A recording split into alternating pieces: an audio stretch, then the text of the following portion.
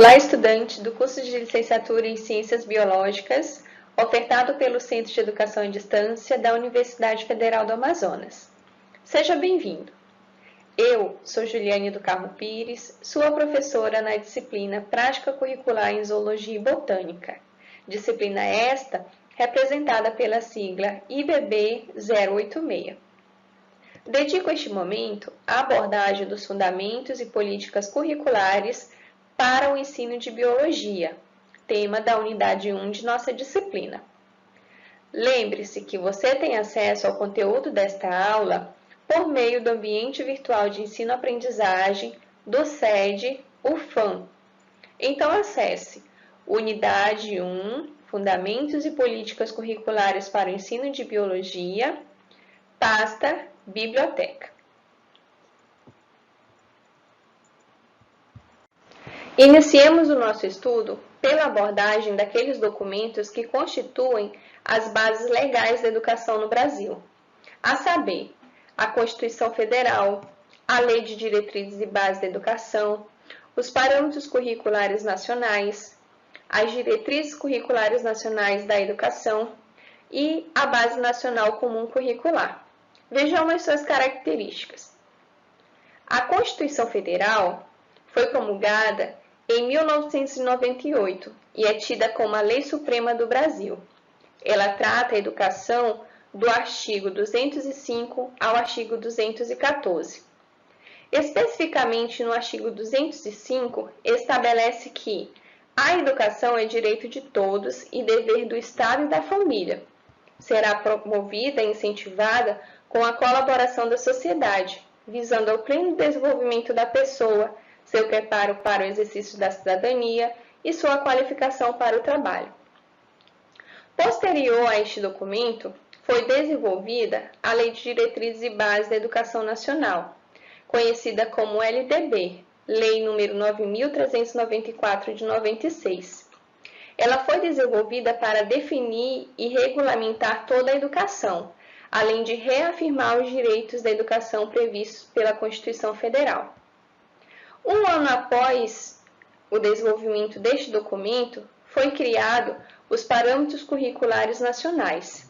Eles não possuem obrigatoriedade de lei, constituem-se como recomendações para o sistema de ensino e também para os professores da educação básica. Por sua vez, está vigente desde o ano de 2013 as Diretrizes Curriculares Nacionais para a Educação Básica. Este documento, sim, é tido como norma obrigatória para a educação básica. Ele define as competências e as diretrizes, além de orientar o planejamento curricular escolar, tendo como responsável por sua aprovação o Conselho Nacional de Educação. O objetivo deste documento é assegurar a autonomia da escola e da proposta pedagógica. Atualmente, em campo de discussão, encontramos o documento conhecido como Base Nacional Comum Curricular. Este documento, ele norteia os currículos dos sistemas e redes de ensino das unidades federativas, como também as propostas pedagógicas de todas as escolas públicas e privadas da educação, seja ela de ensino infantil, fundamental ou médio. Essa Base Nacional Comum Curricular é mais específica que as Diretrizes Curriculares Nacionais para a Educação Básica. Ela possui características que a definem e diferenciam, por exemplo, dos Parâmetros Curriculares Nacionais. A BNCC, ela é um documento de governo com força de lei. Ela vem fortalecer as Diretrizes Curriculares Nacionais para a Educação. Ela também possui uma característica como organização de ensino pelos anos de ensino e estabelece o ensino em unidade temática. Ela traz o objeto de conhecimento, a perspectiva de competências e habilidades.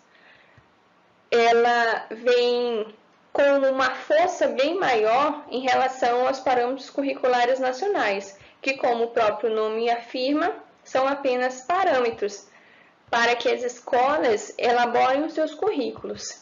Além disso, os PCNs, eles organizam o ensino por ciclos de ensino e estabelece o ensino em bloco de conteúdo e com alguns objetivos.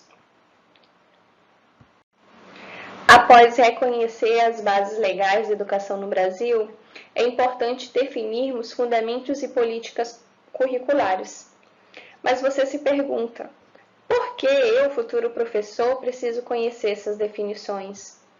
Bem, você precisa conhecê-las para que você compreenda a complexidade do processo educativo e, com isso, reflita sobre a sua prática e fortaleça seus saberes docentes. Vamos então definir fundamentos. Os fundamentos são as teorias, os princípios, as concepções, os elementos que sustentam o currículo. O currículo, por sua vez, é mais que a organização das disciplinas e dos conteúdos em grade.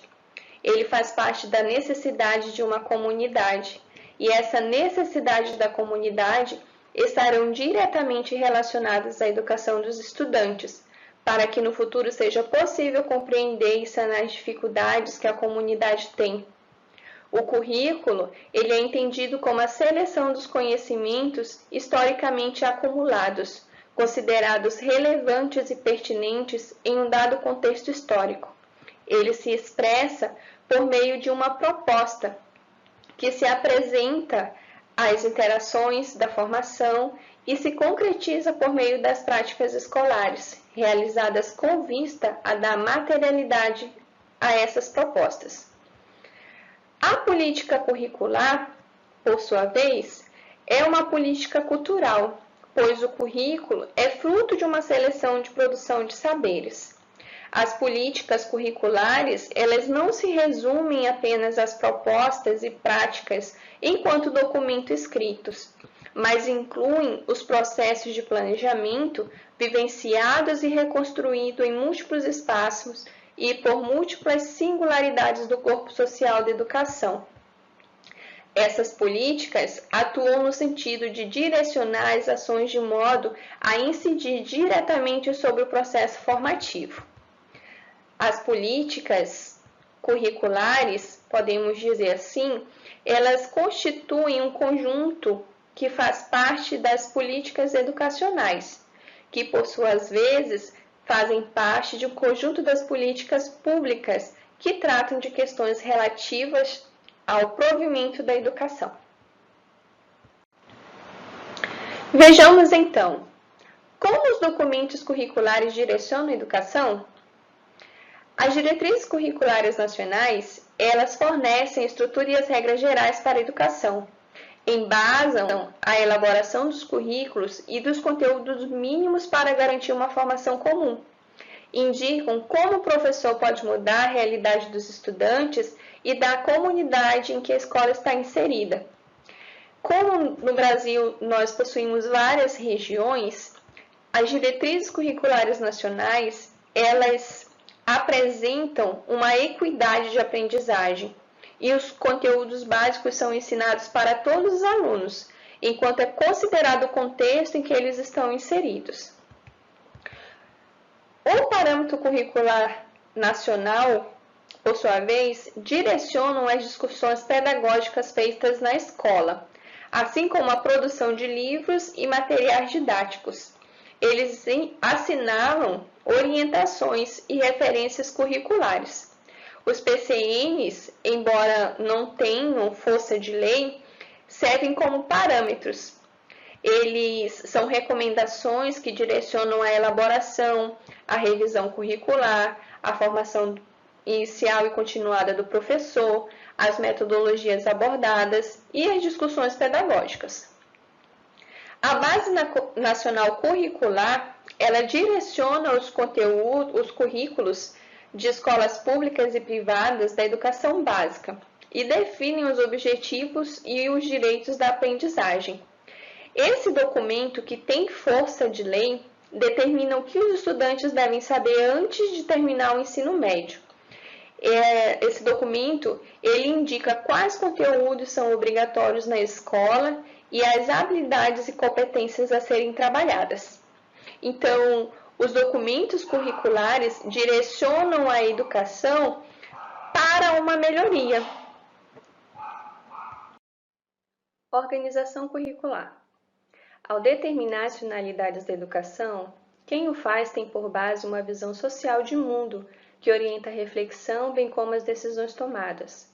Por isso, de acordo com os documentos curriculares, é possível afirmar que toda ação educativa é intencional. As diretrizes curriculares nacionais, por exemplo, no artigo 7, definem que a organização curricular do ensino médio tem uma base nacional comum e uma parte diversificada que não devem constituir blocos distintos, mas um todo integrado, de modo a garantir tanto os conhecimentos e saberes comuns necessários a todos os estudantes, quanto uma formação que considere a diversidade, as características locais e especificidades regionais. A Base Nacional Comum Curricular, por sua vez, define as aprendizagens essenciais que todos os estudantes têm o direito de desenvolver. Nesse documento, a aprendizagem é expressa na forma de competências, que representam a capacidade dos estudantes de integrar conhecimentos, habilidades e valores. O currículo, então, deve contemplar as 4 áreas do conhecimento, com tratamento metodológico que evidencia a contextualização e a interdisciplinariedade ou outras formas de interação e articulação entre os diferentes saberes dos conhecimentos. Assim, as áreas do conhecimento, como linguagens, matemática, ciência da natureza e ciências humanas, elas possuem componentes curriculares específicos. As ciências da natureza e suas tecnologias, elas contemplam a biologia, a física e a química. Esta área de conhecimento propõe aos estudantes construir e utilizar os conhecimentos específicos de ciências para argumentar, propor soluções e enfrentar desafios relativos às condições de vida e ao ambiente. No ensino médio, são propostas 3 competências específicas que aprofundam as habilidades trabalhadas no ensino fundamental e que foram desenvolvidas nas áreas temáticas da matéria e energia, terra e universo, vida e evolução. Além disso, propõe oportunidades para que os estudantes aprendam a estruturar a linguagem argumentativa, a desenvolver propostas de intervenção pautadas em evidências, conhecimentos científicos, éticos e responsáveis. As competências, elas apresentam quais habilidades devem ser desenvolvidas na etapa de escolaridade do ensino médio. Diante disso, várias metodologias podem ser utilizadas com o intuito de valorizar a investigação, a intervenção e a comunicação que são propostas na área de ciências da natureza e suas tecnologias. Portanto, os professores, eles devem desenhar as práticas que vão integrar os conteúdos específicos de cada área com as competências. Conforme observado, o componente curricular de biologia faz parte da área de conhecimento das ciências da natureza e sua tecnologia. Então, como a zoologia e a botânica estão inseridas no currículo? Tradicionalmente, o ensino de biologia tem sido organizado em torno das seguintes ciências: citologia, fisiologia, genética, botânica, zoologia e ecologia.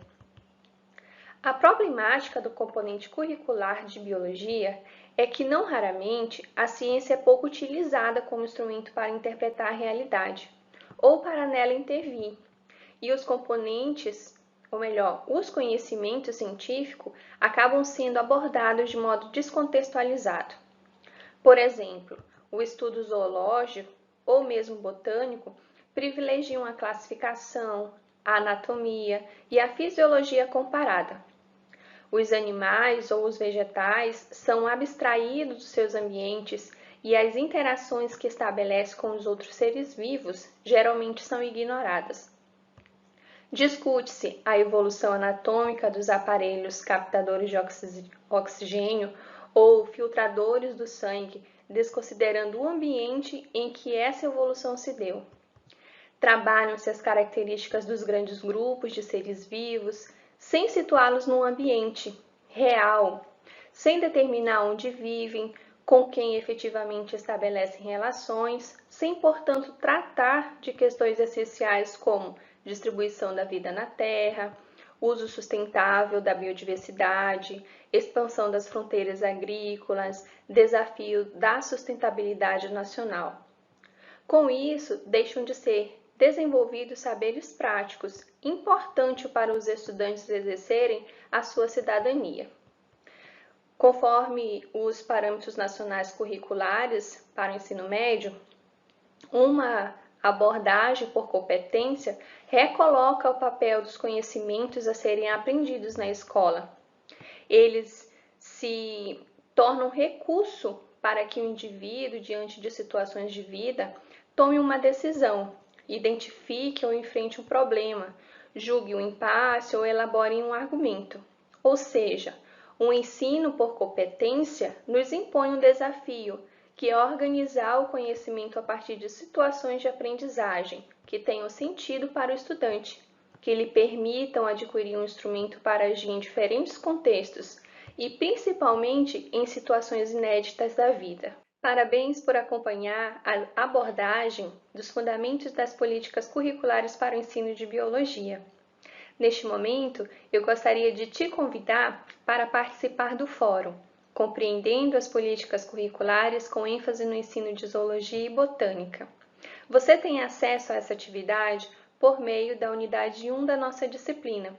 Basta clicar na atividade Fórum.